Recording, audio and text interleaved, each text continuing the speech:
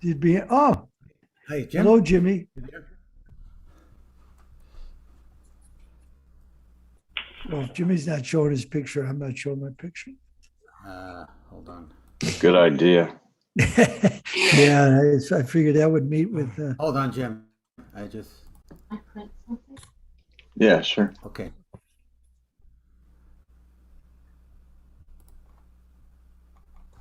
Okay, you should be okay, Jim, to come in. oh, hi, Kevin. How you doing, Ike? Let's see, Crowley and Kevin, both from New Rochelle, New York. Yep. So, I went to Iona. I didn't live in New Rochelle. oh, well, it's close. It is. What year? What year did you graduate? That's what I asked Ira. I was class of 72. Okay, so there was a guy named Johnny Carlucci and Kim Purcell. Oh, Christ. I knew them both. They were ahead of me. They were 2 years ahead of me. Yeah, that was my class. They were in grade school with me. Oh, wow. Yeah. Well, I was in class with John's younger brother, Michael. Okay, I And remember that's how I Michael. knew John. And Kim I knew from all the sports teams that he played on.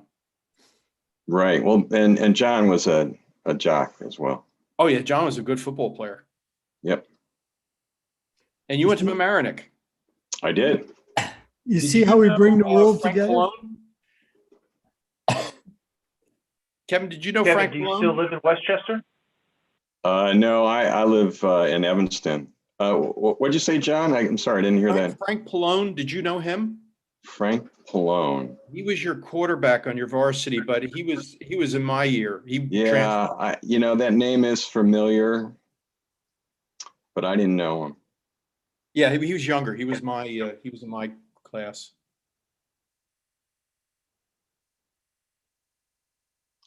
Kevin's being nice. He was also a first-rate varsity lacrosse player at Hobart.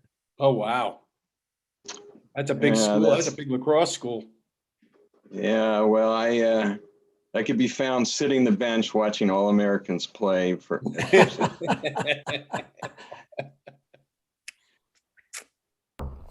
It's a tough sport.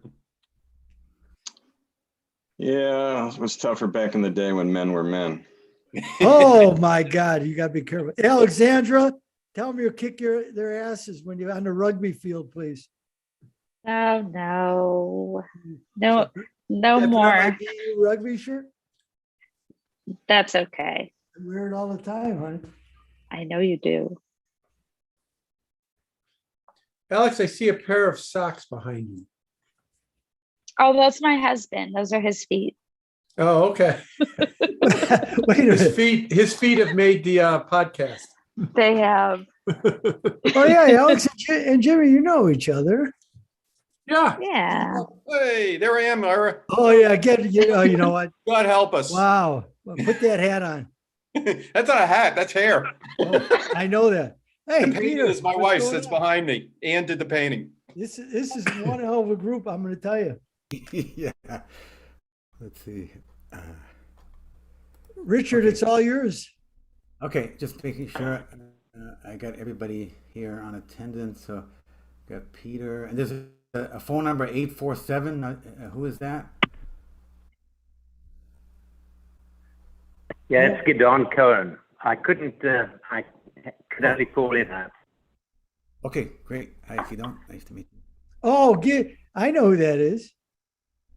That's Guidon. That's me, Ira. Hi, nice to hear from you, Guidon. Likewise. All right, let me see. John.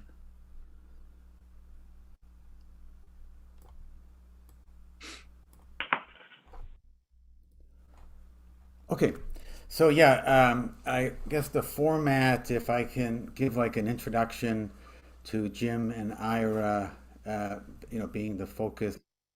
Oh, we have somebody else joining.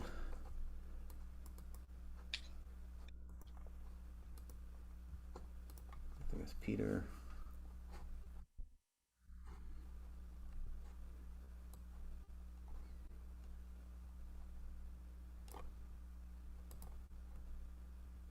Okay, And yeah, so we have some questions to form the basis of a discussion, but we can do this in a few formats if you want to submit a question via chat, or there's a raise hand facility at the bottom of your screen where it says reactions if you want to raise your hand, or if there's a convenient time to interject and ask a question, Yeah, feel free to do so. honey. And if everybody's okay for this to be recorded as well, we'll put it up as I'm off this page YouTube and and then I came back to MP3 it. What happened? as well. And then if you're not talking, if you could mute, so that way we get less background noise as well. And if when you ask the question, feel free to introduce yourself in terms of your background, like a one sentence background, if you like. Good. Okay. Hi, welcome to FRA's Roundtable Insight. This is Richard Benuli. Today we have Jim Bianco and Ira Harris, and a very special treat. We have a number of invited participants that will be asking questions and engaging in the discussion. Jim is president of Bianco Research. Since November 1990, he's been producing fixed income commentaries with a circulation of hundreds of portfolio managers and traders. He's regularly featured on Wall Street Journal, New York Times, Barron's, Business Week, Forbes, Fortune, CNBC, CNN, Bloomberg, and Fox News. And Ira's hedge fund manager, global trader in foreign currencies, bonds, commodities, and equities for over 40 years. He served as CME director from 1997 to 2003, and also a stint most recently. Welcome, gentlemen. Thanks for having us. Thank you, Richard. This is really quite a treat. And Jim, thank you, and everybody who's here. I mean, this is a very nice group, and I know there's other people who will access this, but we've never done this, so this will be interesting. And Peter Bookvar, who could easily be sitting in here and probably will shortly, could easily be part of this. So thank you, Richard, for making this possible. Great. And just as a listing of the attendees, the participants, we have Alexandra Harris, Angelo Gallo, Marianne Moreau, Gidon Cohen, John Crowley, Kevin McCarthy, Bruce Light. Did I miss anybody?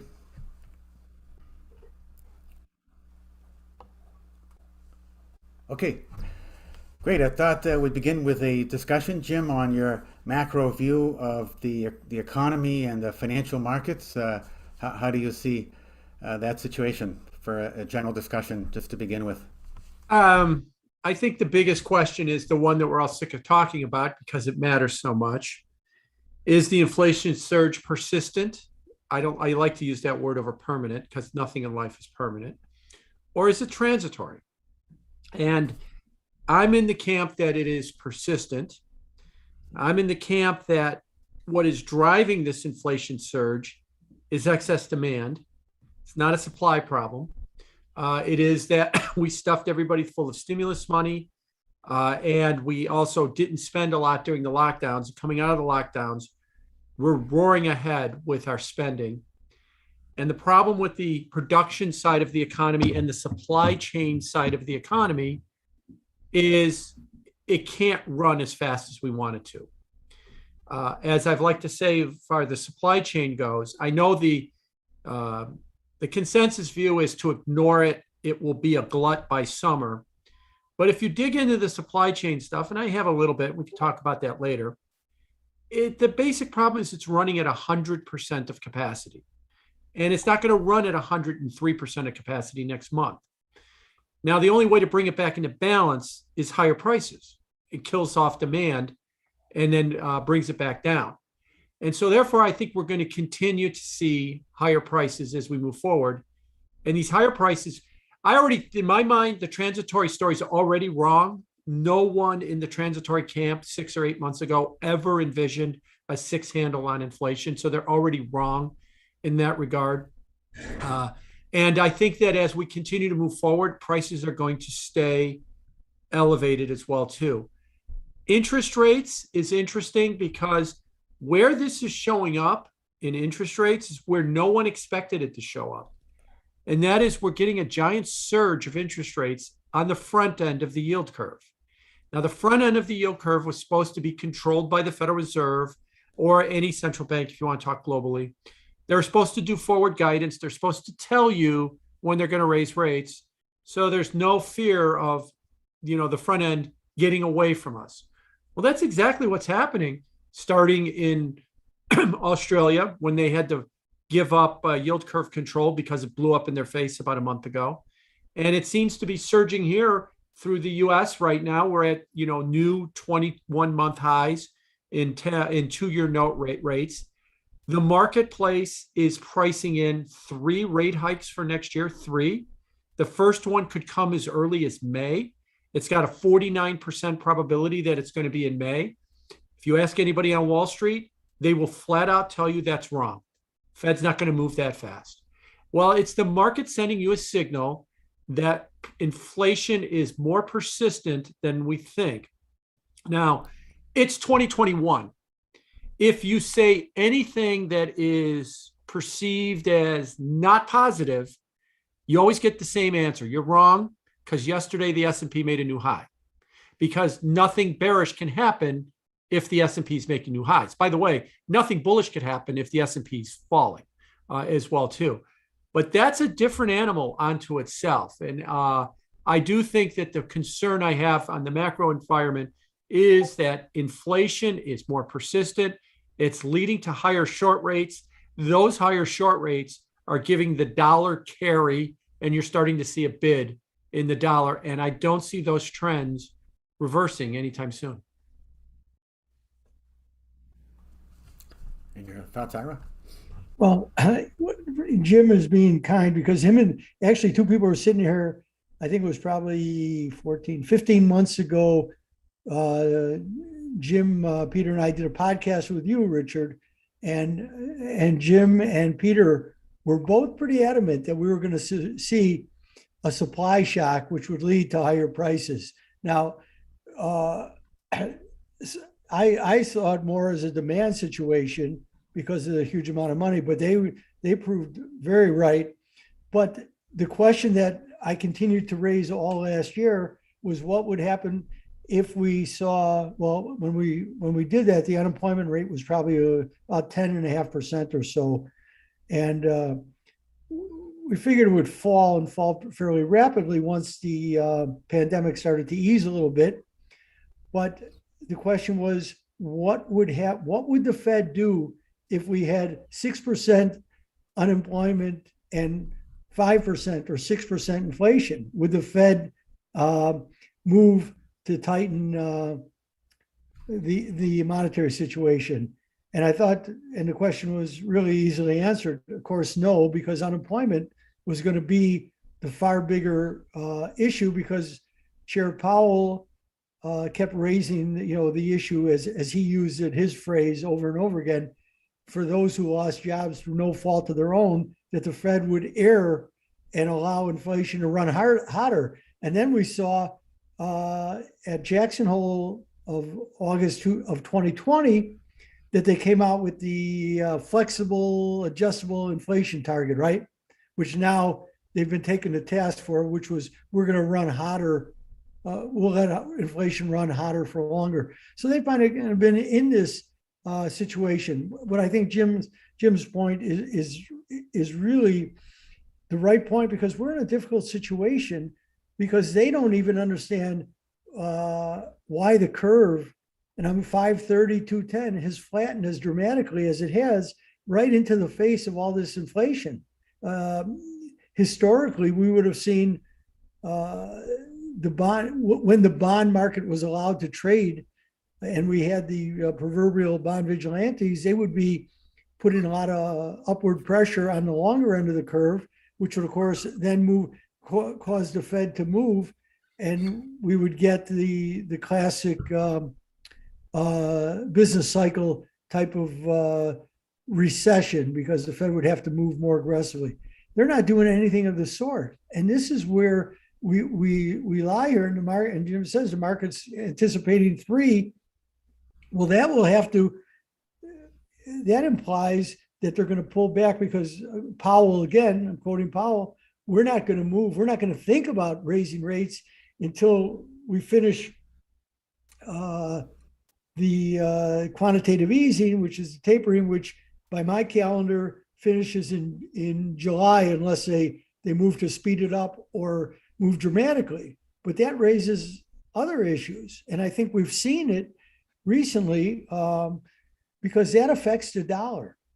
If the Fed moves unilaterally of the big banks, I'm not talking, I understand what Australia has done, and I understand New Zealand, I understand Canada, Bank of England, we're not sure where they're going, but between the Bank of Japan, the European Central Bank, and the Fed, if the Fed moves unilaterally, the dollar will rally, as we've seen. I mean, we've seen since the October 28th ECB meeting, we've seen the dollar rally 3.5% against the euro, maybe a little bit more. Today it was down a tad, but that creates all kinds of problems for the world, because this is not a trade issue anymore, right? Trade is outside of the Chinese trade numbers. I don't think anybody even talks about trade. This is an issue of debt, and the debt by the Institute of International Finance numbers has grown very dramatically. The last numbers I saw, well, they actually stayed the same for the third quarter, about 296 trillion. That's 296 trillion, which had grown 10% in the second quarter from 270 to 296. So these are substantial issues. And it's not that it's all dollar debt, of course, but the Fed has been so loose for so long that the world has used the dollar as a major funding currency on top of its regular role as a reserve currency. So there's an issue if the dollar rallies too dramatically, that there are going to be a lot of non-US domiciled companies who are borrowed in debt who are going to have a severe problem. So I guess we're going to go from there.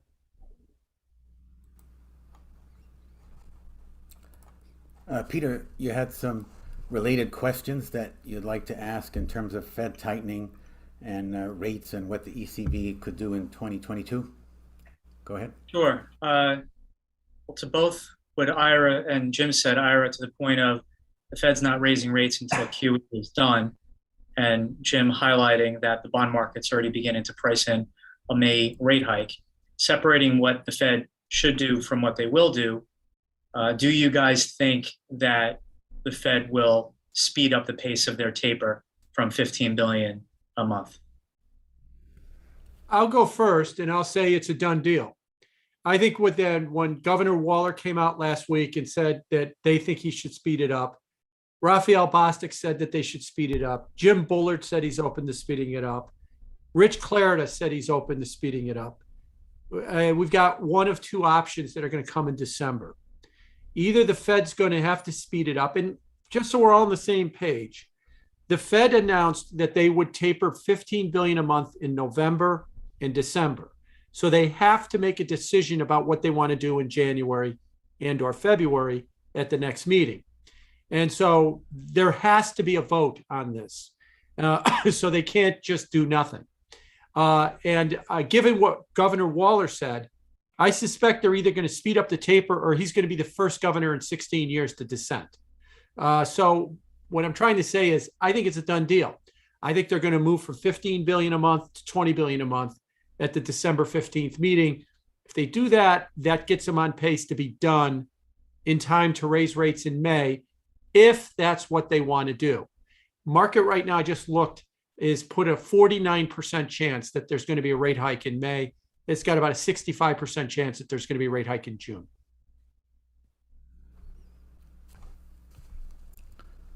And Ira, your thoughts? Jim is right on what everybody said last week, but so now I have to wait for the December meeting, because it's been an interesting that there's been no dissents, right? There's never a dissent, and then the meeting's over, and then when the Fed speakers go out wherever they go, well, we got Kaplan and Rosengren going, so those are a lot less interviews than we saw before. But when they do go out, it's hard to believe that there was no dissents at the meeting, right? I mean, because they speak a whole different, I listened to Powell's press conference and I know that the vote's unanimous. And then I listen to these speakers and I go, where were you at the meeting? You were a voter and yet nobody voted in the negative. So I find that interesting.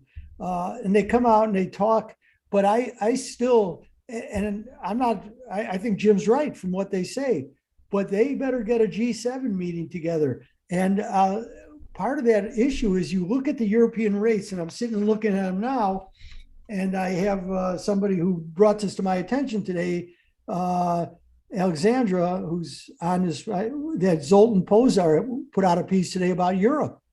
And in Europe, which does not have a reverse repo facility, interestingly, because they don't have a prime dealer market, so they're totally structured. But there's a shortage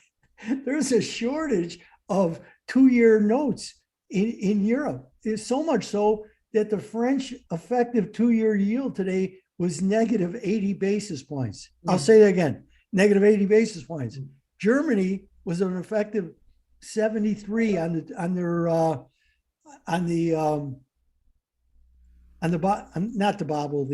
shots. The shots was an effective negative 73 with an inflation rate that certainly is equal to the US. So this whole system is so badly broken. And I think that I'm pretty sure that if they were to taper faster, because then the market would have, by what Powell said and what following up what Jim said, that means that they would raise earlier than initially anticipated. Well, if they raise faster than at a faster pace than anticipated, the dollar is going to go bid. So the G7, and that's what I keep coming back to, the G7 needs to reach an agreement that they all need to taper together. Because if they all taper together tomorrow, it would actually restore some market sanity. And then we could actually look at things and go, okay, let me take a look at how I can value that. Well, am I anticipating that the Fed's going to raise rates, or I could at least move? But right now the markets are locked into a situation where they can't, there's no room for signals. They've broken it, and they have to own this. And the first step would be if they all tapered together.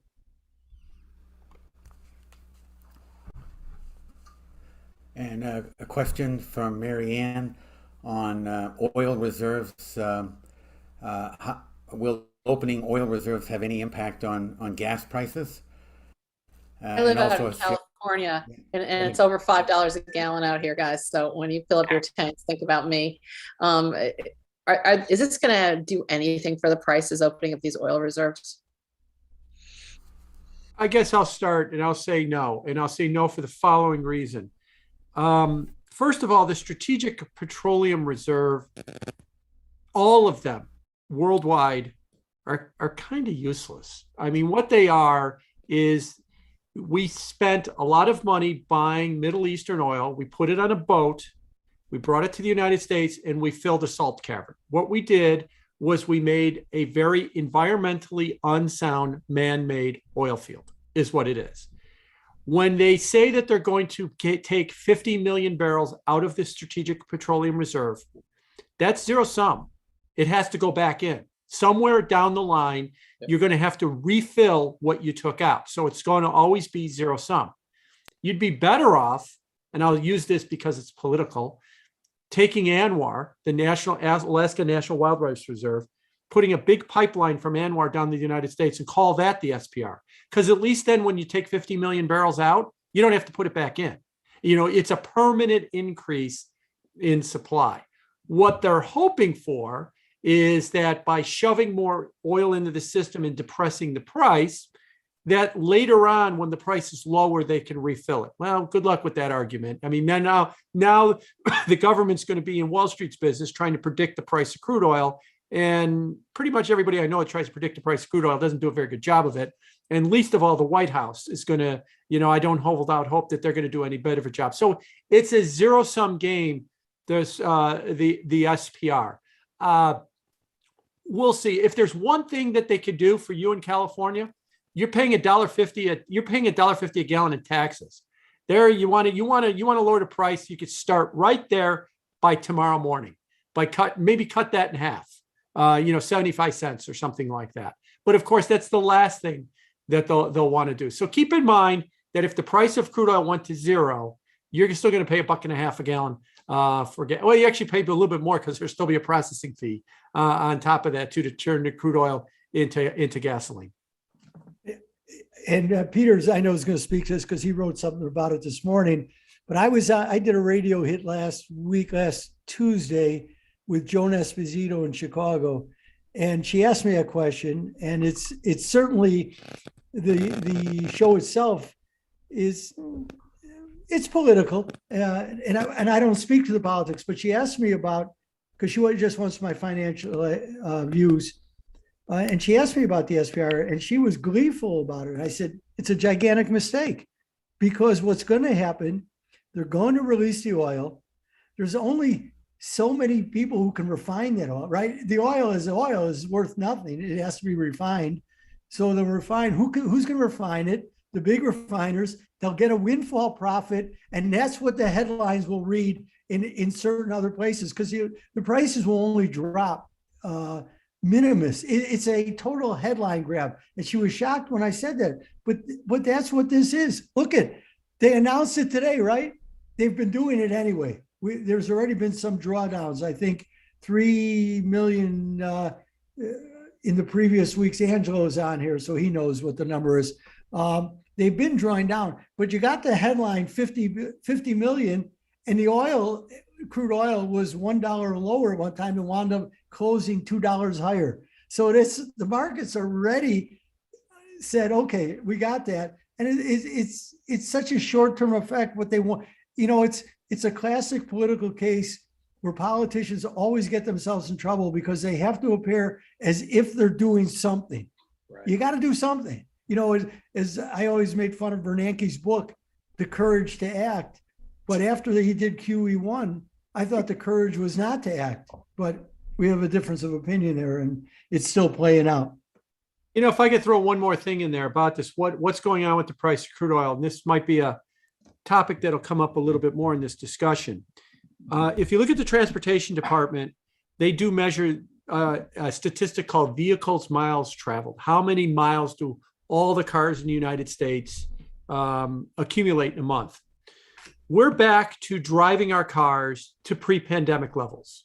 $290 billion in September was the last number. So we're all the way back to pre-pandemic. Gasoline demand from the Department of Energy is we consume 19 million barrels of gasoline a day. 10.2 of that is now we consume 19 million barrels of crude oil a day in the United States. 10.2 of that is for gasoline. The other 9 is for other things. That's pre-pandemic. So we're back to gasoline demand pre-pandemic, and we're back to driving pre-pandemic. Production is not. Production around the world is around 90% of pre-pandemic, and it's getting harder to bring production back online. And December 8th is coming. We want to fire 15% of all the people that work in the oil fields because they didn't get vaxxed as well too. So that's the mismatch that we have. We are back to driving like we used to, but we are not back to producing. And when I say we, I mean all the major oil producers, from Russia to Saudi Arabia to the United States to Canada, are all running at around 90% of pre-pandemic levels. That's why the price keeps going up. Easy way to get the price of oil down is let's all stop driving our cars. Peter, you had a comment on that? Yeah, I was just going to say, so what this does is it further disincentivizes drilling. And if prices go down, it further incentivizes demand for oil, which then ends up being an eventually higher barrel of crude oil once this SPR release washes through. But it's like cash for clunkers. It's like the home buying tax credit. It's all to give very short-term satisfaction, but eventually there's a payback to it. So to put a finer point on what Peter just said, we're out of demand. We're out of balance. We are demanding more than we can produce. And by making attempts to lower the price, we get even more out of balance. And the only fix for that is even higher prices in the long term. The way we got to get back into balance is to produce more. But the problem with producing more is, yeah, we will in about 6 or 8 months. You can't produce more by, a week from Friday. It takes a while to get that production cranked up again. There's somebody who I talked to where I live here in Scottsdale, who's a wildcatter from Kansas, and he has proven how much he really knows his business. And he's told me over a year ago, the problem is there's not enough investment going into oil. Wall Street got killed in fracking. Regardless of whatever Kramer said, they took a beating in fracking, and they're not coming back so quick. So that money is just not flowing into the productive end, because as usual, the oil patch seems to always take advantage of Wall Street. It takes them a while, and then they come rushing in, and then it's always too late, and they've wasted a lot of money. And he told me that's exactly what's going to happen. He was the same guy. The last time we had met up until recently was the April in 2020 when crude oil went negative, and everybody was asking him, how could oil go negative? And he pointed his finger at me and said, talk to Ira. It's a financial thing. It has nothing to do with what's going on. He says, I'm selling oil today at $6 down in Kansas. I can sell whatever I have for $6. It means nothing. So he's been pretty right. And I think that this is right, is that we have a lot of underinvestment, and the underinvestment is creating this shortage. And it's going to get worse in the oil, because what we're not talking about is what people's heating bills are going to look like this winter with natural gas prices as high as they are. And because a lot of natural gas now gets shipped out, which was never the case, but with LNG down through, especially through the Sabine Pass down in Houston, in the Gulf, that's getting exported. And there are energy companies, of course, who will now take to buying oil because they can't. The natural gas oil ratio is going to be out of sync, and they're going to be burning oil this winter for heating, and so there's not going to be any relief. So where the driving season may end, the heating season is going to be very interesting, and we are going to hear a lot of noise when people's heating bills start hitting the mailbox or online to see, because that's going to be a 250% increase over last year. Forget what you're seeing at the pump. That's minimus. What are you going to tell people? We're going to go back to Jimmy Carter, put on 3 sweaters. I don't think so, especially because the White House politically is desperate to change the whole narrative of the headline. So this is going to be an interesting winter. I have a question, follow up on that, on the oil and gas as in trading, in terms of trading or investing, given that, we have this situation, what is the better way to invest in terms of commodity prices or in energy firms, oil and gas firms, especially in light of equities of oil and gas companies that may be adversely hit by government NGO initiatives and regulations implementing agenda-based environmentalist policies, attacking the fossil fuel industry or anti-fossil fuel activists. Just wondering your thoughts on that. Maybe begin with Jim. Yeah, I know. I think, if I had to play it, I'd probably play crude oil directly as opposed to playing the energy companies. Everything you said, I would throw in one other big problem that the energy companies face, and that's ESG. The problem, environmental, social, governmental, is the hot thing on Wall Street right now. Everybody wants the ESG label. Problem with the ESG label is it hasn't been thought through. All they've really come up with is E. So never, ever buy Exxon. Exxon could never, ever be a company that would qualify because of E and environmental. Conversely, I'll use Zoom. Zoom could never, ever not be okay in E because of the way that Zoom works. S&G, by the way, society and governmental, they haven't figured those out yet. Nobody ever talks about whether or not those two things work. So the problem with ESG investing, which is the hot thing, is it just means you can't buy oil companies. Is really all it boils down. And a couple of coal companies and maybe some internal combustion engine auto companies as well too. And so therefore it's shutting out a lot of investment. It's making it difficult to get those companies to their proper valuations as well too. By the way, speaking of auto companies and E and ESG, Ford came public in 1956. And every day from 1956, when Ford came public, to last Wednesday, 1 week ago, the big three automakers in terms of market cap always included Ford, GM, and Chrysler. Usually it was all three were the three biggest auto companies in market cap, but it always included at least Ford, GM, and Chrysler. Last Wednesday, the three biggest domestic automakers in the United States were Tesla, Rivian, and Lucid, all electric vehicle makers. The big three are no longer the big three. The biggest one is GM, and they're coming in fourth place right now.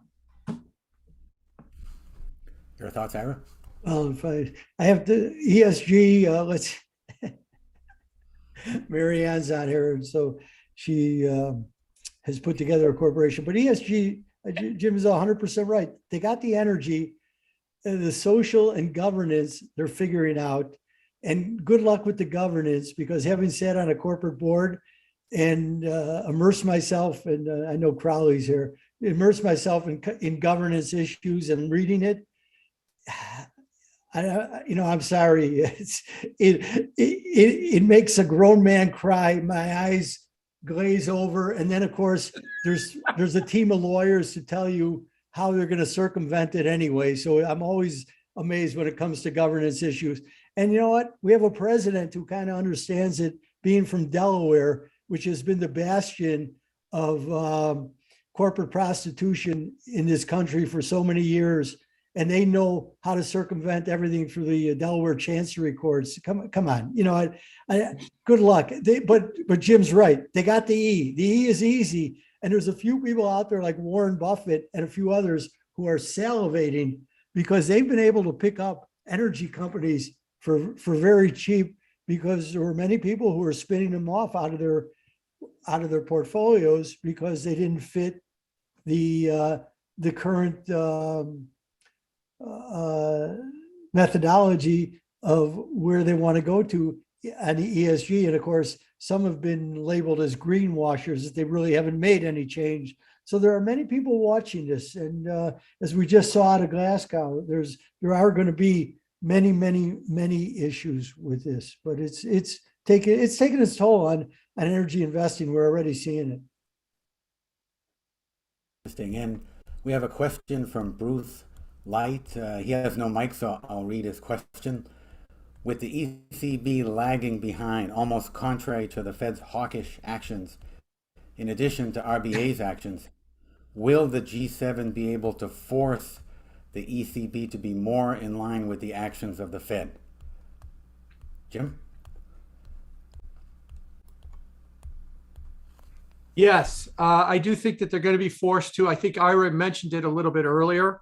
The dollar will go up, and it will go up, and it will go up and up and up and up, and it will force them to get in line. If they want to continue, the ECB wants to continue their PEP program, their pandemic emergency purchase plan, while the Fed is tapering and the dollar against the euro just soars and soars and soars, they might be forced to have to respond to an ultra weak euro along the line at some point as well too. So I don't think that I think that eventually they're going to be forced to be brought in line.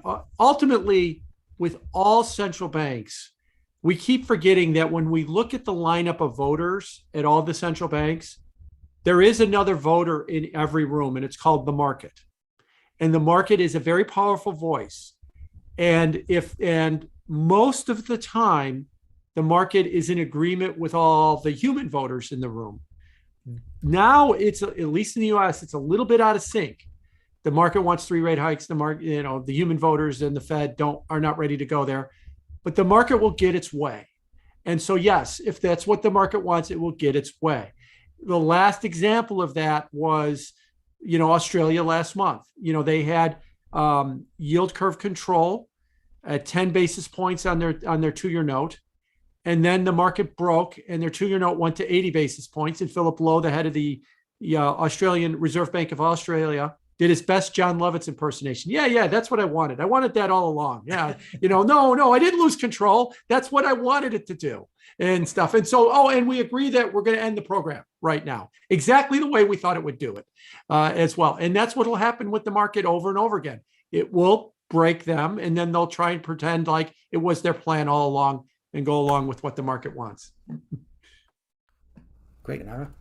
But I agree with Jim, and it's I go back to the July ECB press conference, Christine Lagarde's press conference, and she said something there, and I had actually blogged about it because it was so out of the ordinary, because it was so honest.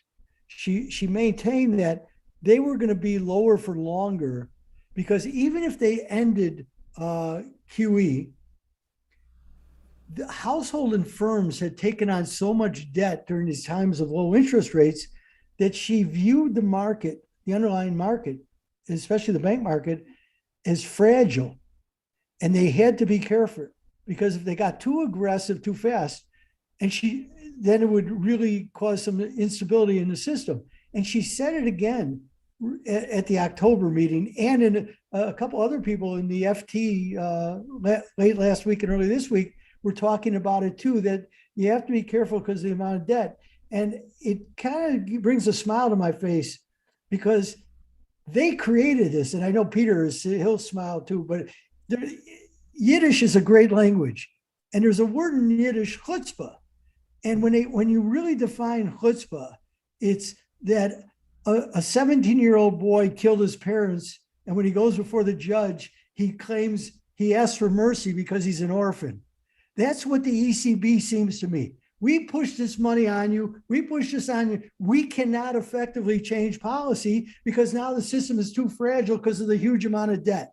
You just keep going round and round. So, Jim, they are going to do this. Bruce, it's a great question.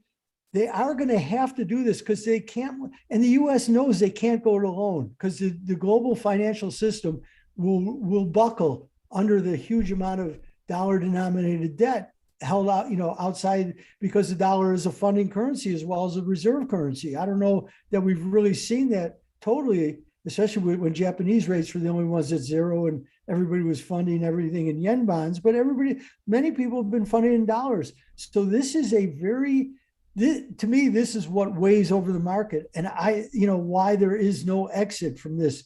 They've created this monster and they're looking at each other going, huh? But they better, I agree with Jim. They have to sit down. Listen, they've used the G7 before. It's time to use the G7.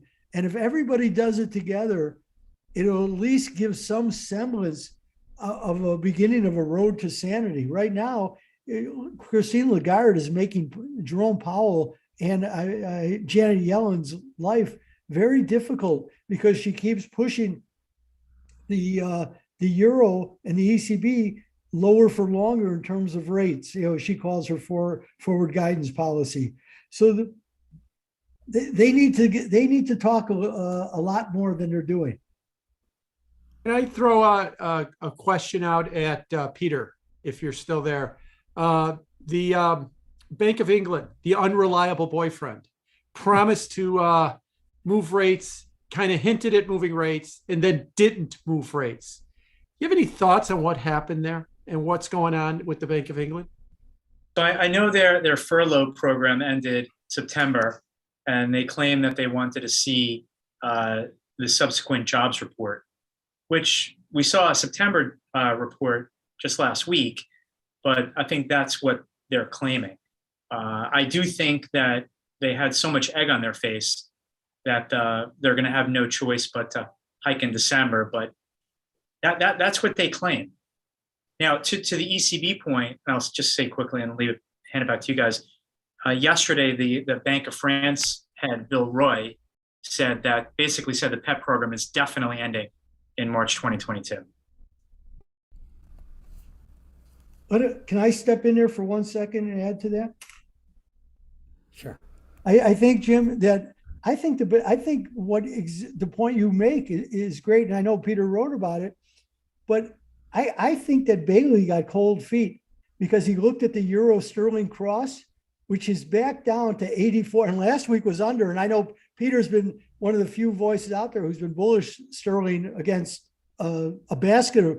But last week we got down to 83 and change, 83. And where so many people have gotten Brexit wrong, meaning the economic impact of Brexit, was because the weakness of the sterling keeps Britain on a relative basis an attractive place.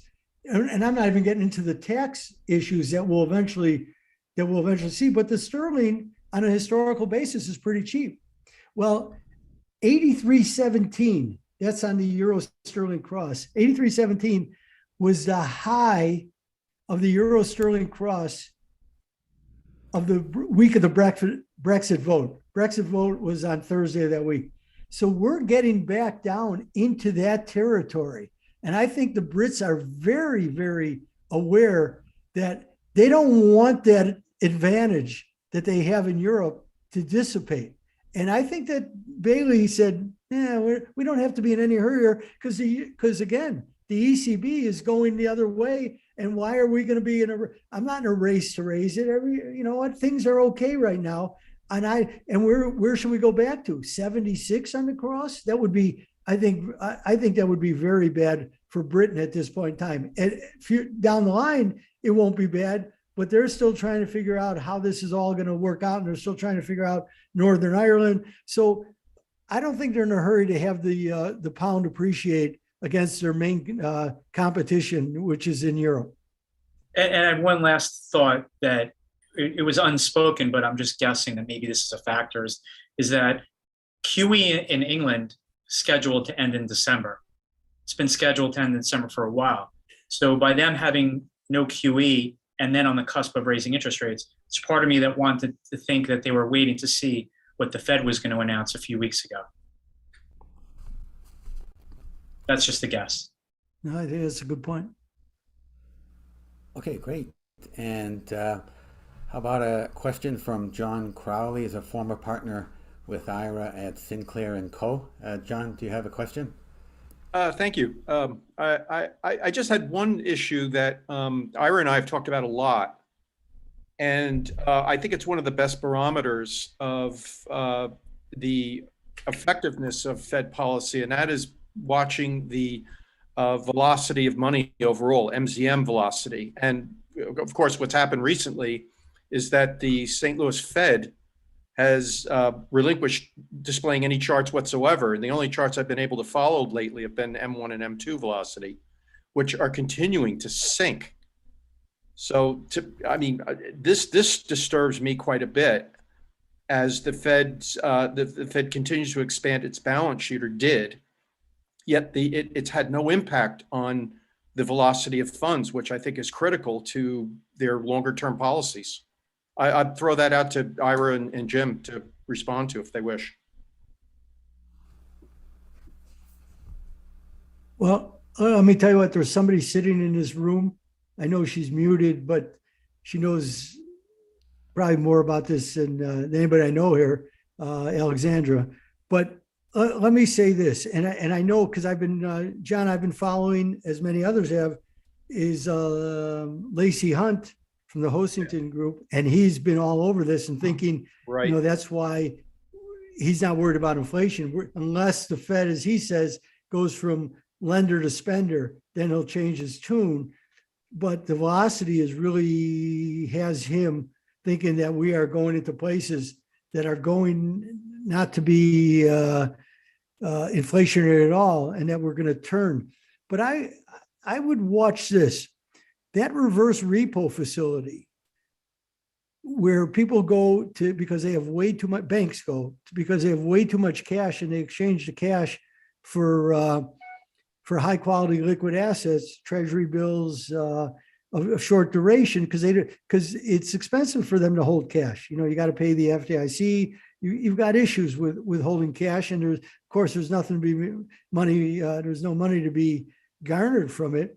But if that were to start to shrink, meaning we were over $1 trillion with the amount of on a daily basis going into the reverse repo, if that were to start to shrink, I wonder if that would change the velocity of money, because it would be that banks would all of a sudden not looking to place the money at the Fed, but they actually start lending it. I mean, the only reason they go to the Fed is because there's nothing to do with it, right? They don't want to lend it. So I'm watching it. If we saw a dramatic drop, and I'm not talking due to the Treasury general account things that go on there, but if we started to see that, I would say, and then if you thought you had inflation, look out, because we're at these inflation numbers with this low velocity. So yes, we could say they're due to bottlenecks, but if it started to mean that banks were starting to get active and they saw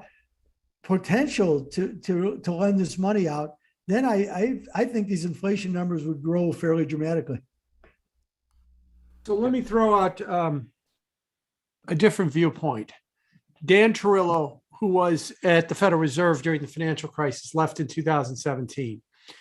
He went in October of 2017, and he gave a speech at the Brookings Institute. And he said that the Fed has no working theory on inflation.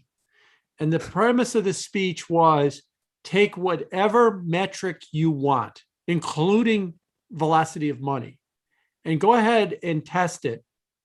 And it all comes up to a zero correlation with actual inflation. And his point was, we don't know what causes inflation, and that's okay, but stop acting like we do. And so I would argue, I've seen the velocity of money numbers go down. We shouldn't have 6% inflation to begin with right now because of velocity numbers, but we do. And so therefore, I think that inflation is a much more complicated issue. The Fed's favorite theory is anchoring. Inflation remains well anchored. That's kind of a ass backward theory anyway, because how does inflation get unanchored? Does everybody wake up some Tuesday and say, now I'm worried about inflation, even though it doesn't exist? Or does it become unanchored because it goes up first and then we become worried about it as well? I don't think they got the cause and the effect right. But so I think inflation is a much more complicated issue than just money and just velocity. Then the last thing I'll mention about money, I don't think we know what money is. Hell, there's $3 trillion worth of digital made up money called the crypto space right now, in addition to unrealized gains in financial markets and everything else. Now, you could argue that means that the velocity is even lower, but over time, we've never known what the velocity of money is, because money is more of a concept than a hard thing to measure. Right. Point. Interesting. And let's go to a question with Angelo Gallo of Lifelong Wealth Strategies. Angelo, do you have a question? Hey, thanks, Richard. Yeah, Ira, this is not for you because I talk to you every day. This is for Jimmy and Peter. The last couple of, since you were talking about the velocity of money, the last couple of senior loan officer surveys that I looked at, credit card lending was picking up a little bit. Car loans had picked up. C&I loans were picking up a little bit. And then, Jimmy, you've probably seen the chart that was going around about G20 M2, global M2, over the last 20 months, right? Up 20 trillion.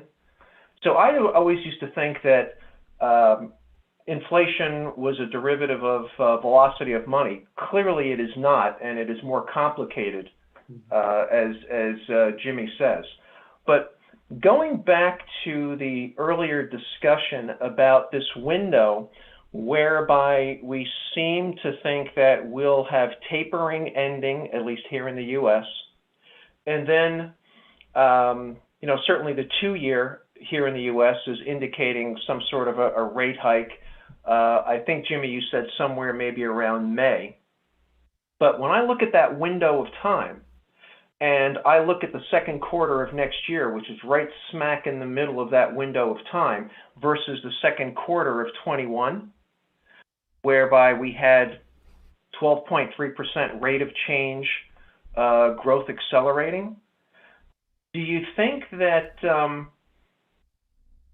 rates would potentially go down during that cyclical slowdown and causing the Fed potentially to reinstate QE again because there's a panic in the stock market or the equity markets? So two things on that.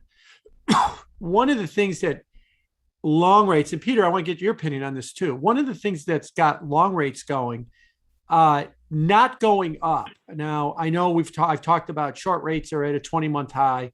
The long rates are nowhere near a 20-month high. They were higher last month than they are right now. Might be that the market is discounting some kind of a slowdown and that terrible S word we're not allowed to say on Wall Street, which is stagflation. When all this stagflation means is higher than average inflation and lower than average growth. And that might be where we're kind of headed right now. And so I think that long rates might be there. But to your other point, the Fed, as long as inflation is considered transitory, and according to the latest Bank of America Global Fund Manager Survey, which was released last week, 61% of the hundreds of managers they surveyed said inflation is still transitory. That still seems to be the consensus view on Wall Street. If the Fed eases in a transitory inflation environment or no inflation environment, it helps both stocks and bonds. But if you get to persistent inflation, that's the game changer. Because then if you ease, you kill the bond market, you help the stock market. If you tighten, you help the bond market, you kill the stock market. And so when you get to persistent inflation, the Fed's got to make a decision which market dies, because we can't please both of them at the same time. If we can stay in this transitory inflation environment, then you could just pump and both stocks and bond prices rally. Or if you tighten, they both go down. But that's really why the inflation story is so important, because when we get there, it's the 80s. It's the 80s again.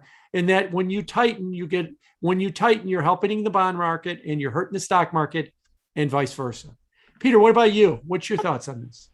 Well, I want to say quickly on the velocity thing. I think one thing that is somewhat different with our economy now is so many companies are financed by either the capital markets or non-bank financing ways.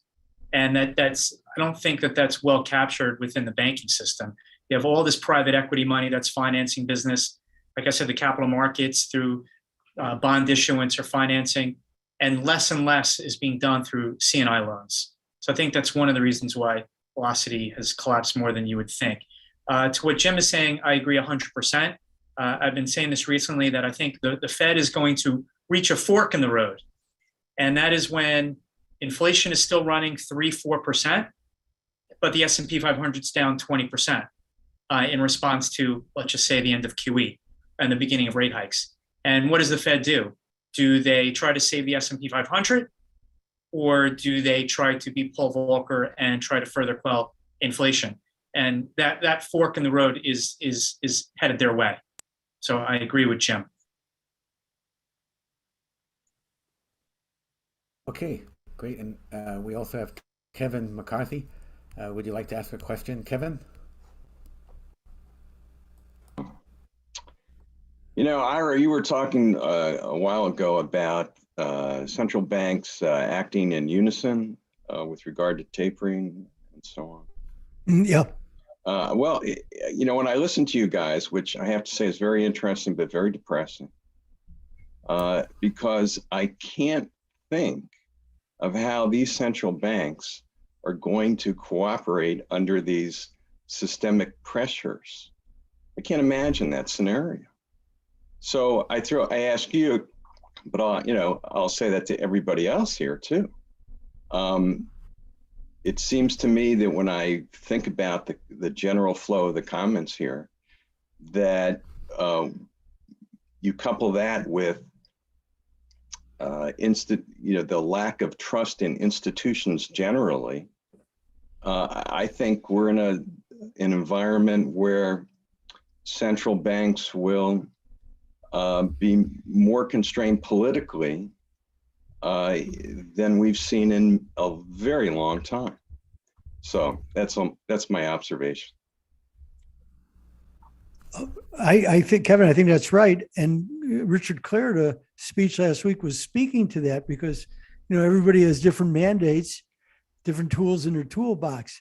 But my response back to him, and I was kind of surprised because he didn't talk about it, because, you and I are both old enough, and Crowley, I'm not sure who else is at this table, but we know that we understand the Plaza Accord, 1998. And the one that I find really interesting was when the banks were in unison, was that Martin Luther King holiday. I forget which year it was, but it was maybe 05 or 06 when Soc Gen with Jerome Carriel got into trouble. And then all of a sudden the Fed cut like 75 basis points on that day or the next day, because they were worried about the global financial system. So we've seen, and then we're following the Europeans because it was a European problem. And then of course, the Brits before that had the Barings fiasco. So, we have seen moments in time where we have actually seen this. I think that if they're really paying attention, that they don't wait for the crisis and they go, look, we've gone this route. We just need to end tapering, because they know it's not doing anything anyway, because the money doesn't get lent. So what are you doing except digging yourself in deeper and deeper and creating more and more liquidity that if it does get lent, then you're really in a bind, because you're going to have to raise rates far more aggressively. So I wait for them to do something proactively always rather than being reactive. So I agree with you. It's not an easy sell, but there's some real potential dynamite here.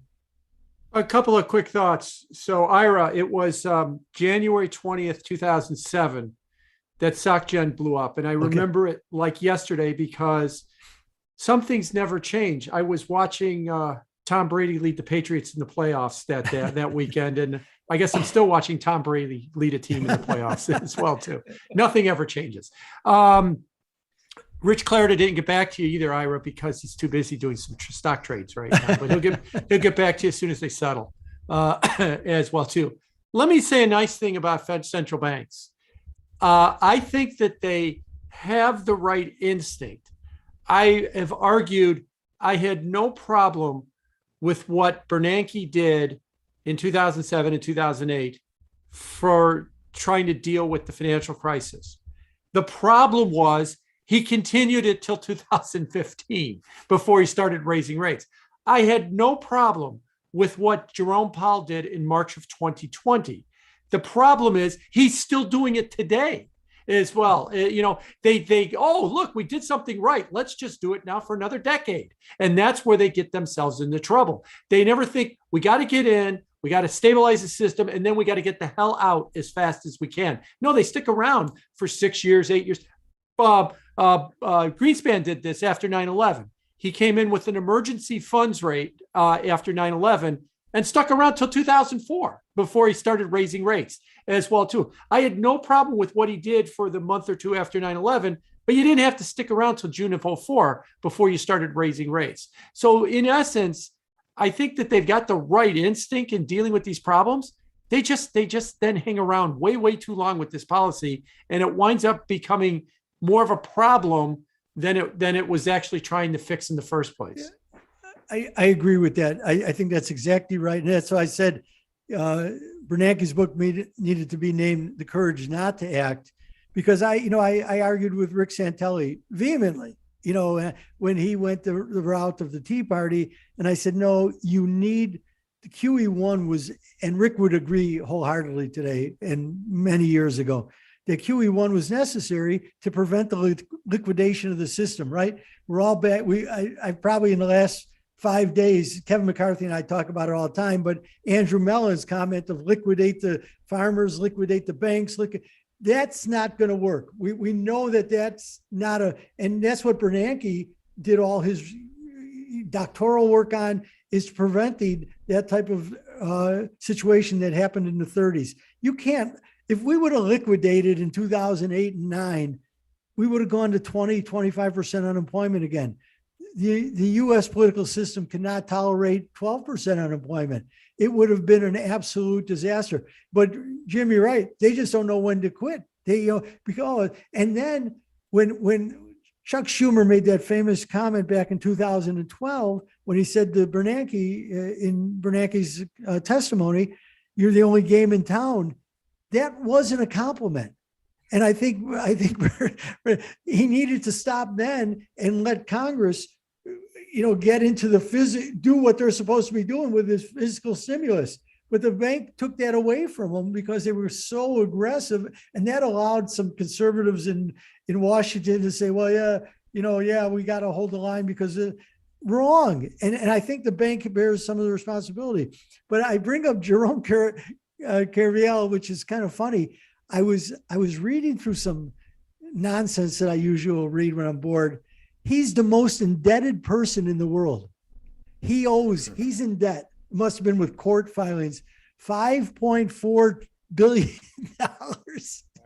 He owes somebody. He is listed as the single most indebted person, probably close to Trump, but it's a 1-2 act. By the way, pro tip for you, Ira, if you're worth 5.4 billion or if you're worth minus 5.4 billion, you live the same lifestyle. Yeah, you know what? You're right. And that means he'll probably get a bigger job somewhere. Anybody who can lose that much money, he's got to be, then he can make that much money. Right. So the moral of the story is everybody's got to get 9 figures after your net worth, and whether or not it's a plus or minus is kind of irrelevant. Well, let me just say one follow-up. Thank you for answering my question, but would it be fair to say that the tolerance for error in policy maneuvers going forward is much greater or not nearly as great as it has been in the past? What do you mean by the tolerance of error? I mean, I can interpret that a couple of ways. Policy and you screw up, and it starts to go the wrong way, and you have falling out between various central banks and people going off in different directions and so forth. I mean, you can create your own scenario. But what I keep on thinking about is, and I hinted at this, the acceptance of an economy that is not performing as well as it is right now. I just don't think people have any tolerance for it. Oh, I agree. With respect to central banks. I'll give you an example of what you're referring to. December 19th, 2018. Excuse me. Jay Powell gave a presser after the Fed announced that they were going to start to reduce the balance sheet by $60 billion a month. He referred to it as being on automatic pilot and like watching paint dry. The market interpreted that as it's never going to change. That you just announced that we are stuck reducing the balance sheet. It didn't like that. The Dow Jones Industrial Average fell 3% during the presser. It fell 3%, and the market sold off hard until Christmas Eve. January 4th, Powell spoke at the American Economics Association meeting in Atlanta, and he came out and said, no, the Fed is now patient and flexible. So all it took was them to formulate a policy. The market rejected the policy for 4 days, had 4 bad days, went down about 9% in 4 days. Right into Christmas Eve, policy's out the window. Policy's out the window. Here's the new policy. We're not going to be patient. We're going to be flexible. We're going to give you whatever you want. There is no tolerance for anything. You come up with a policy, the market rejects it. You might as well change the policy at the press conference, at one point. And in July of 2019, when Powell was trying to talk about the policy change one more time, somebody literally asked him the question, Jay, you're talking about the policy of that might be perceived as a little bit more hawkish. The Dow Jones or the S&P sold off 1% at that point, 3% in December of 18. It sold off 1% during the press conference. And the reporter held his phone up and said, the market is down 1% since you started talking. Are you considering changing the policy? Right here in the press conference, 15 minutes later, because the market had a bad reaction to it. That's the kind of intolerance that we have to any kind of policy that the market doesn't like. All policy, to use a phrase from the crypto space, all policy is designed to make number go up. And that's all they want is number to go up. And if it doesn't go up, you better change the policy so number goes up. Right. Jim, that is such a great summation of it. And this is what always boggles my mind, why I'm always worried about central bank credibility. They've made such enormous bets on as I say, tongue in cheek, on things that are not rocket science. But you'd think the way they make these bets that it was done was that they're so certain. And yet Powell at the last press conference 3 times said, we need to have more humility. Yes, you need to have more humility, but there's 8 trillion reasons that you've made an enormous bet about. Well, that's not a lot of humility. That's like, let's do one and pull back. QE1, beautiful. Pull back. You stop the liquidation of assets. Let's see where this goes. Not, all of a sudden QE2, that ends. Let's go to QE3. And then, of course, everybody was talking about QE to infinity. But under Powell, and I think the most damning statement about what Powell did came out of Joseph Stiglitz last week, who wrote a not a very in supporting Brainerd for the Fed chairmanship.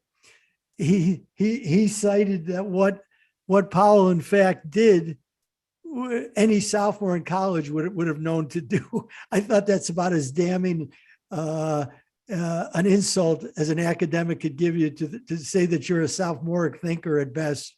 Wow, I would have asked for my money back and left. But it was pretty damning. But they made such big bets with such certainty, and you know what? I haven't seen the certainty. I don't know what they're so certain about, because, as you say, during press conferences, they're forced to recoil. So I don't know. Great. And just before we get to our last question, is there a question from area code 847? There's a caller that has dialed in. Sorry, didn't catch the name initially. Area code 847. Yeah, it's Gidon Cohen. Yeah, thanks. So my question is, given the propensity that everybody's talking about of the Fed to just keep with this easy policy, what does actually catalyze them to change their views? Because it seems like all the pressures would otherwise create an incentive for them to just keep on kicking the ball down the road. I think it's inflation. I think that as long as, and that's kind of a fancy way of saying markets, as long as they continue with this policy, they'll continue with the policy. They'll look at the markets. They'll be just like every retail investor, right? Well, this isn't a problem because the S&P's up. This policy is not a problem because the S&P's not selling off. Markets are holding together. Markets are holding together. Markets are holding together. When you get persistent inflation and the markets become unsettled by it, then they're going to be forced. So it's going to be an external event that's going to have to force them. They're not going to decide on their own that they have to come to this idea. And also, it needs to be that conflict of an external event. Give you an example. The Fed last year, 2020, was doing a program of purchasing corporate bond ETFs and corporate bonds, and spreads were narrowing. Then in November, the Treasury Department, without getting into the nitty gritty, the Treasury had the final say on this program, decided, Steve Mnuchin said, we're going to end the program on December 31st. And the Fed pushed back and said, no, we can't end the bond buying program, but it's the Treasury's call, so I guess we have to. And then when January came, the corporate bond market didn't sell off, it didn't wobble. People said, well, maybe it's because it worked, it healed the market. And I said, or maybe everybody knows that in this environment, if the corporate bond market ever wobbled for more than 30 minutes, they'll come right back. They'll come right back and start buying like crazy. So in this environment, even if they pull back in a transitory inflation environment, everybody's okay with it because they know the minute that things get a little dicey, they'll come right back. But if they have to pull back because of a persistent inflation environment, they can't come back if things get dicey. And that's when I think that they're going to be forced to change and everything else. So it's going to be forced on them by financial markets. And I think the catalyst is if we get to a point where people think that inflation is persistent. So do you think this is going to, 2022 is going to be the year? Because I've been thinking that this was going to happen for a long time and it just hasn't happened. No, I think 2022 is going to be the year. I think that, Peter said it right. What we're going to find is, I believe we're going to see that inflation is persistent. Not that 6% inflation becomes 7 or 8. Maybe it does in the next month or two. But when it settles down and settles out, there's lots of 3 and 4 handles out there, or maybe high 2 handles out there. And then that looks to be problematic, especially for people that own 160 or 168 right now is where it is, 10-year note bonds, 10-year note yields, excuse me. If you're holding it at 168 and inflation settles out in high 2s, low 3s, some measures might even be closer to 4, you're not going to want to own bonds.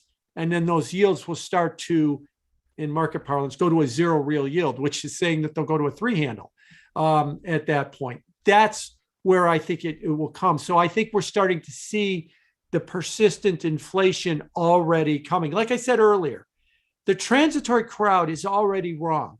There is nobody in the spring that thought transitory meant we would see 4.5 core and 6 on headline by the end of the year. And in the spring, if you told them, no, we'll get that, then they would have said that that's not transitory. Well, I think we're at the end of the transitory. We're in the process of switching over. And when we do, that's when I think things will be forced on them.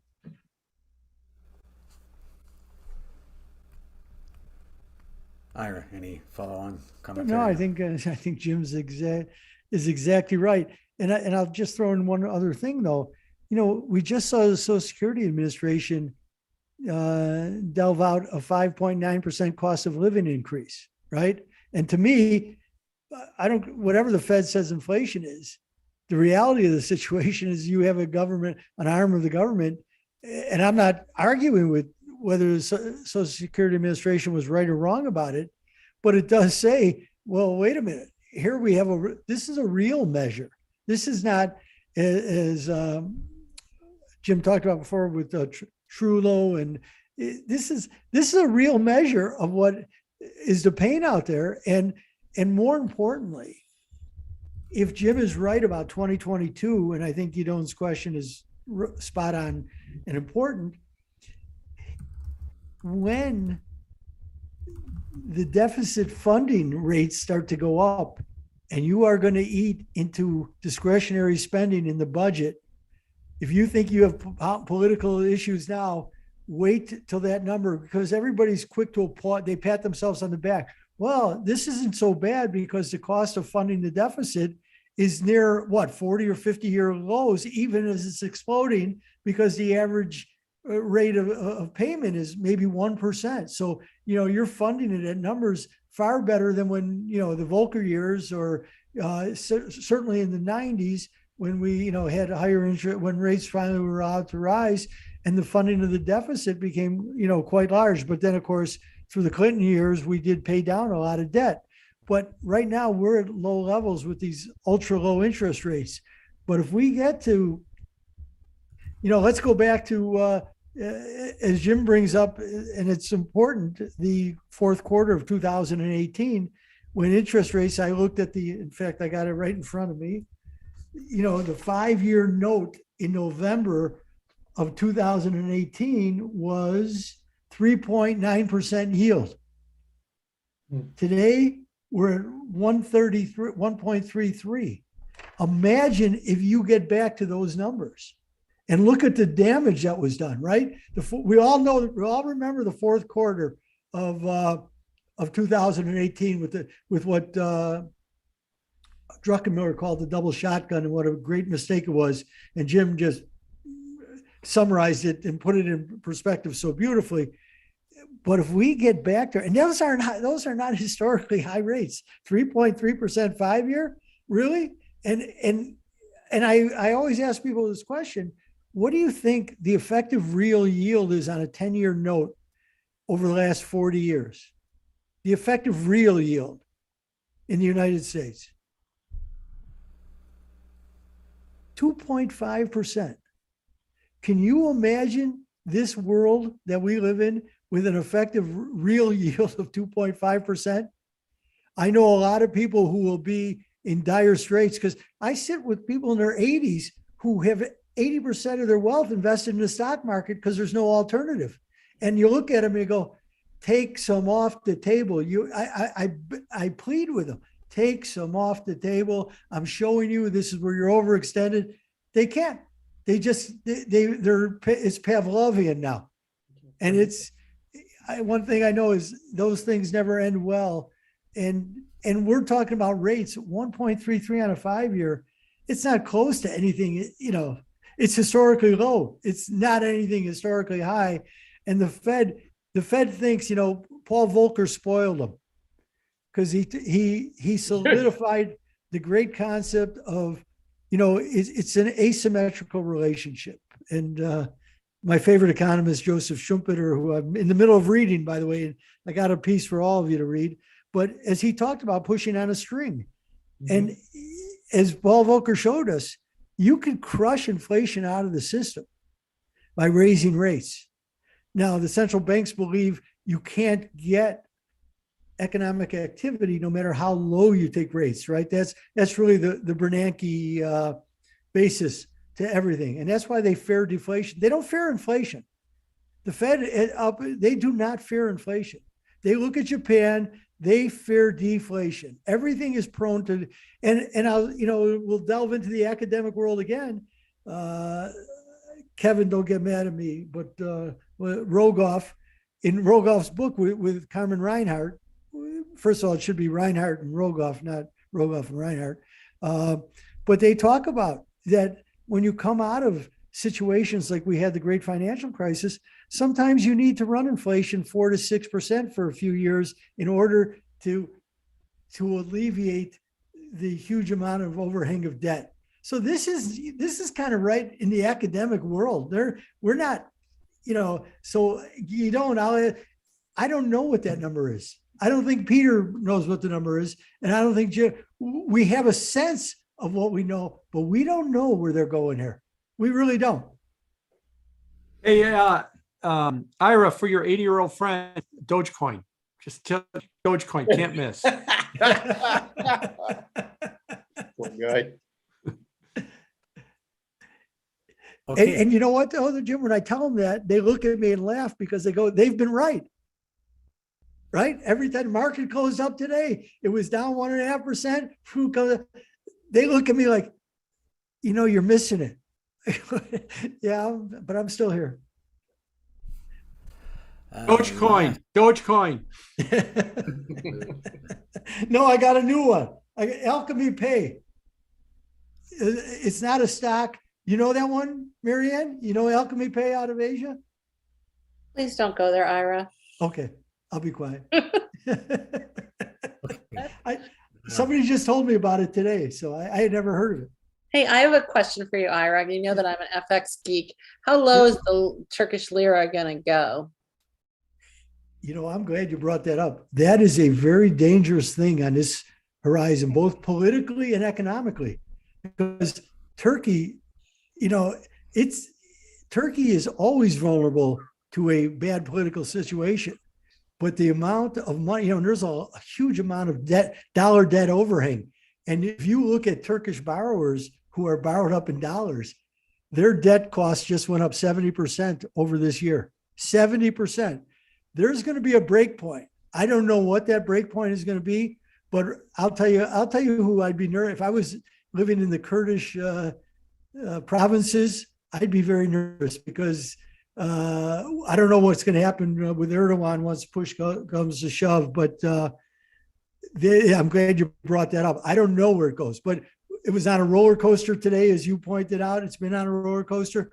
There is nothing good happening there, and we better watch that because it's emblematic out of other. They don't have the political situations, but they do have the dollar issue. And if South Africa's experiencing it, the South African rand's been fairly weak. So it's a good question, and I don't know, but I'm more worried about the political fallout.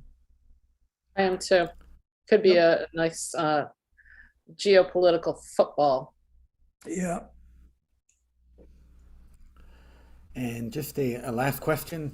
Given the risks and trends, economic perspective we have discussed and covered, what do you like in terms of trading or investment opportunities, like whether it's interest rate spreads, steepeners, equities, industry sectors, currencies, commodities, agriculture? Jim? I think the inflation trade is a good trade to play. I'd play that one with higher rates. I still think commodity prices can continue to go up as well too. The contrarian side of that trade is the banking system. I have not been a big fan of the current banking system. I know they've had a good year. I know that they've been a knee jerk because of higher rates. And I've just said that we're going to get even more higher rates. I'd stay away from the banking system for a host of reasons. I think regulatorily, they're going to have problems with Lael Brainerd as vice chairman. They're going to have problems if Amarova becomes OCC. They're going to have problems from competition from the crypto space. Not everything in the crypto space is a mania on a meme coin. There is some legitimate projects going on there that will potentially be very disruptive for the banking system as well too. Those would be kind of, higher rates, higher commodity prices, don't like the banks as well too, would be kind of the three big themes that I would be pushing for in 2022. If we get persistent inflation worse than I think that the winner in that will actually be the crypto space. It is perceived as, I'm talking about the whole space, it's perceived as an alternative. And if you get persistent inflation, alternatives do very well. Gold should do well, but gold has frustrated the hell out of me because it should be doing well right now. And it hasn't been doing well for the last several months. And Ira? I'm not going to cite any individual, but I agree with it. I think the real assets in the commodities, from agricultural to mining, I think will still do well until the central banks really slam on the brakes to halt global growth and then bring it down. And I just don't see that happening because that's the worst of all worlds, and even when Lacey Hunt writes, if you go back and if you look at U.S. debt and global debt relative to when Volcker came into office and did what he had to do, and I'm not talking about that we're in that type of inflation environment, please. I'm not saying that at all, but they can't move whatsoever, and I think that they're going to again tolerate higher inflation for longer. And if they keep trying to sell it as transitory, so be it. But I think that gives room to a lot of really good natural resource companies. Of course, the problem with all the raw material businesses is that they're like telecoms. When they get a lot of money in their pocket, they tend to do stupid things.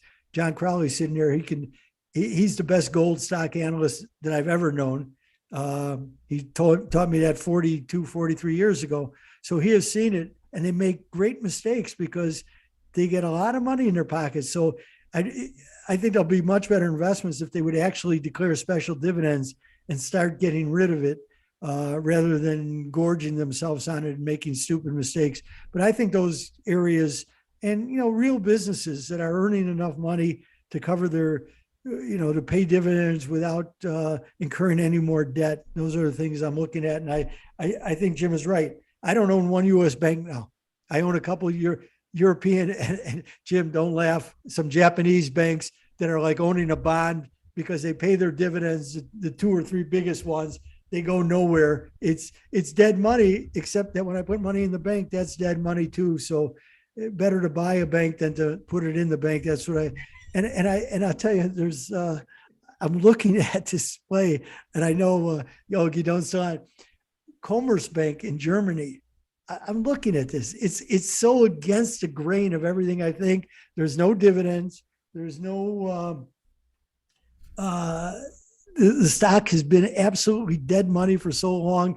They've been trying to do the Deutsche Bank Commerzbank merger for a long time, but I stumbled onto a little nugget of fact that Cerebras owns 10% of them, and they're underwater by about $600 or $700 million now.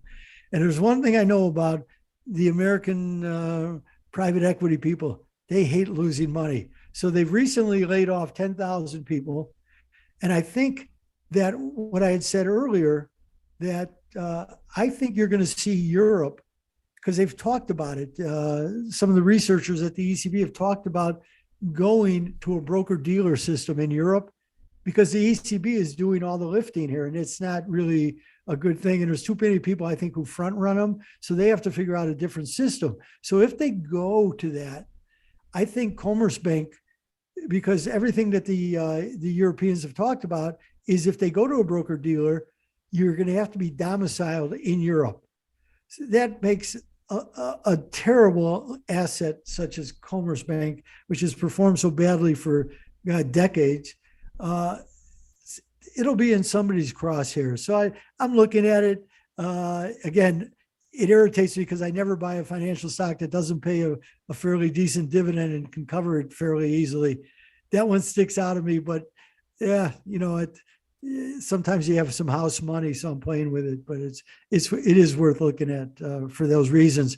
And that's really about it. I'm pairing gains back here. On these rallies into record highs. All my numbers show me there's a lot of exuberance. It'll go higher, but people say, well, why are you selling? I said, so if it goes another 10% higher, so what? This has been an unbelievable ride, and I'll get opportunities. And that's just the way that I think everybody sitting here that I know trades like that. You don't have to squeeze the last penny out of everything. Great. And Angelo has another question. Go ahead, Angelo. Thanks. Jimmy, this is either for you or Peter or both of you. Retail sales have been firm, here in the U.S., or basically they're fine. When I look at the credit card processors, Visa, MasterCard, Fiserv, Global Payments, Jimmy, do you think they're suffering from, DeFi in relation to crypto? Any thoughts on what might be going on in the credit card processing space? I tweeted this out on Sunday. I think that this is exactly what's happening in the space. The payment companies are suffering bad. You could throw, like you said, Visa, MasterCard, American Express, Cap One. You could throw Square. You mentioned Fiserv, Global Payments in there as well too. You could even throw MoneyGram. You could throw Western Union in there as a group. They're all terrible performers, and they seem to correlate very well with the amount of money locked in the DeFi space, with the growth of that space.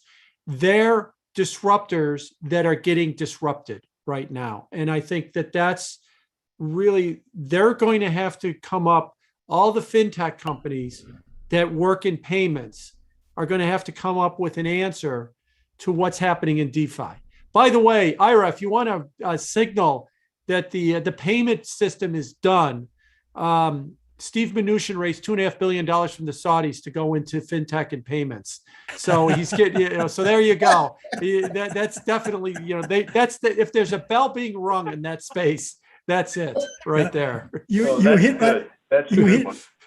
my magic button, because I am such a not a Mnuchin fan. So were they able to fit all that money into his wife's Birkin purse? I don't know, but you know what? When he's done when he's done deploying it into fintech and into the payment companies, whatever's left over, they'll be able to fit into her purse. Mary Ann's off, but Mary Ann started a company called Ninth Gear, in which she's trying to disintermediate all the banks on settlement of spot currency transactions from 2 days down to literally a half an hour. That's what she's trying. So she would really be interested in this conversation. I've spent a lot of time with her because she found me via the FX side of the ledger. Somebody put her on to me. Very interesting, and that's exactly where we're looking. So good question, Angela. Great. It's been an insightful discussion. How can our listeners learn more about your work, Jim? Two things. You can check, the easiest way is to check out my Twitter feed at Bianco Research, or you can look me up on LinkedIn under my name, Jim Bianco. By the way, Richard, let me just point out, in 2 days, Thanksgiving, I want to wish everybody a happy Thanksgiving. Earlier today, the President of the United States gave a speech and said that the global supply chain problem is getting fixed. He then went on to say that there was fear that there wouldn't be enough turkeys for Thanksgiving, but don't worry, there's plenty of turkeys for Thanksgiving. So all of you that are going to enjoy your Chinese turkey that spent 18 months in a hot box going over the Pacific, happy Thanksgiving. Okay. Great. And Ira? You know what? I don't. It's hard to follow that up.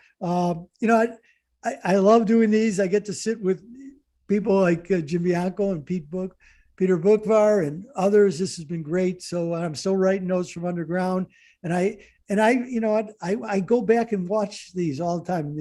Or listen to the YouTube, you know, on YouTube, the podcast what we've done, and it's loaded with. To me, you know, I sit and we have a good time doing this while we're teaching, but these are such great educational tools that Richard, you got to get these out there, because they're really, I think, very important for people to listen to, because they're not the mainstream thought, and we take you other places and give you some alternatives that are maybe not what you're going to see on paid TV, where the commercials really create the content. So yeah, I love doing these. So Notes from Underground and these podcasts are great. Thank you. Great, thank you, and thank you very much, everybody. And Jimmy, I'm going to send you an email right now about this essay that you have to dig up, and I'll send you the essay. I hope you'll be able to open it. I think I'll wait your response. Okay, thank you so much, everybody. Take care. Thank you. Thanks, everybody, for joining. Yeah. Probably it's great to see you. Hey, you too, in the pink and the red. You know what? You're looking like Levon Helm himself. Oh, wait a minute. I am. Yeah, it's a casualty of living in Woodstock. Yeah. Can I bust on Ira? I mean, you moved to Scottsdale and you still have to wear a long sleeve sweatshirt. I mean, what's the point at that point? You know, today I'm just wearing a long sleeve shirt. It was, when I got up this morning, it was 48 degrees. Then why'd you leave? Oh, look around, Jim. Look around. No, none of my kids are here. Oh, none of my kids are in Chicago. I have one here and 3 on the East Coast. What am I staying there? The weather is not an attraction anymore. Here's my tax bill. Is that one of the reasons why you left? You know it literally was sitting on my desk. Taxes are not. Property taxes here are low. No, baby, this is a Chicago tax bill. Oh, state income taxes are not much different than Illinois, except they're going to drop them because they just had a vote, because they raised them and then they had a vote to drop them. But that's not the tax incentive. Yeah, but you guys haven't perfected the corruption that we have. We're very good at it. Yeah. Chicago born and bred. I get the corruption. I know it well. Remember Bob Dole's famous line from the 96 election, "When I die, I want to be buried in Chicago so I could stay active in politics." Yeah. He thought he was making a joke, but yeah, exactly. He thought he was making a joke. I was waiting for the punchline.